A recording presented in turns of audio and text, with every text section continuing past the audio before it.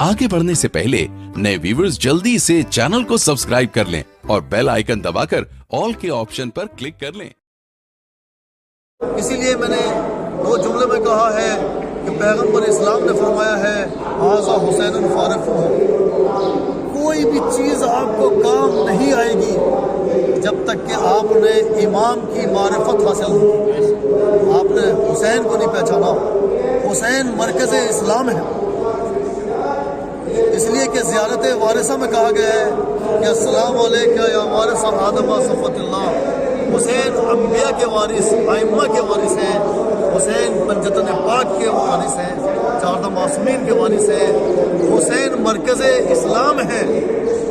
और इमाम हुसैन के एक एक खुतबे जो मदीने से चले थे कि मैं मदीने से इसलिए खरूज किया हूँ ताकि मैं अपने नाना की उम्मत की इस्लाह करूँ। और आज भी उलमा का मिशन और ज़ाकिरीन का खुतबा का मौला के चाहने वालों का मिशन ये होता है कि उम्मत मोहम्मदी की इस्लाह हो। और आखिरी जुमले भी जो इमाम हुसैन इस्लाम के आशूर के दिन खुतबे के हैं, जो इब्ने ज़ियाद से कहा था, उमर साद से कहा था कि उमर साद तू ये बता दे कि तू जो चारों तरफ से लश्कर को घेरे हुए, हमें घेरे हुए हैं, हुसैन ने क्या गलती की है? मेरे बेटे ने, मेरे असहाब ने सल्लल्लाहु मोहम्मद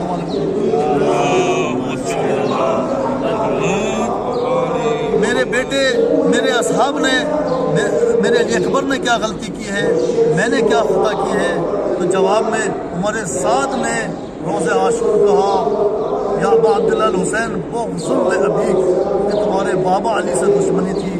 आज जो ये हज़ारा का कत्ल हुआ है पाकिस्तान में और इराक़ में या अफ़गानिस्तान में या लबनान में, दुनिया में जहाँ भी दुश्मनी हो रही है शीयत से, ये लफ्ज़ शीयत से दुश्मनी नहीं है, ये लफ्ज़ अली इब्न अबी तालिब से है। और उसी दुश्मनी का उसका नतीजा था कि हुसैन को करबला में घेर कर लाए। सैयदुश्शुहदा अबा अब्दुल्लाह हुसैन जैसे साबिर इमाम को, मज़लूम इमाम को शहीद किया। अज़ीज़ान गिरामी, तो ये याद रखना कि आप शहादत के लिए तैयार रहना। कोई भी शिया जो हुसैन का चाहने वाला है, जिस तरह हुसैन हमेशा शहादत के लिए तैयार रहते थे, हर हुसैनी को, हर शिया को चाहिए कि ये कुर्बानी देते रहेंगे और ये कुर्बानियाँ और ये शहादतें होती रहेंगी। इसलिए कि ये लड़ाई आज की नहीं है, ये अली इब्न अबी तालिब से लेकर क़यामत तक चलती रहेगी। और याद रखना कि दुश्मन हमेशा हुसैन के मिशन को बिगाड़ने की कोशिश करेगा, शीयत को कत्ल करने की कोशिश करेगा, अली के चाहने वालों को कत्ल करने की कोशिश करेगा। लेकिन तारीख़ पढ़कर देख लो कि जितने भी जालिम आए जुल्म करते रहे, लेकिन जुल्म करके वो जाते रहे, उनकी आखिरत भी जहन्नम और उनके नामो निशान भी मिट गए। बता दो फिरौन कहाँ है, बता दो नमरूद कहाँ है, बता दो हामान कहाँ है, बता दो शद्दाद कहाँ है, बता दो काबिल जो दुनिया में सबसे पहले कुछ भी नहीं था, न दौलत की लड़ाई थी, न प्रॉपर्टी की, न कुर्सी की। दो शख्स थे, दो भाई थे, काबिल और हाबिल। काबिल ने हाबिल भाई को कत्ल किया।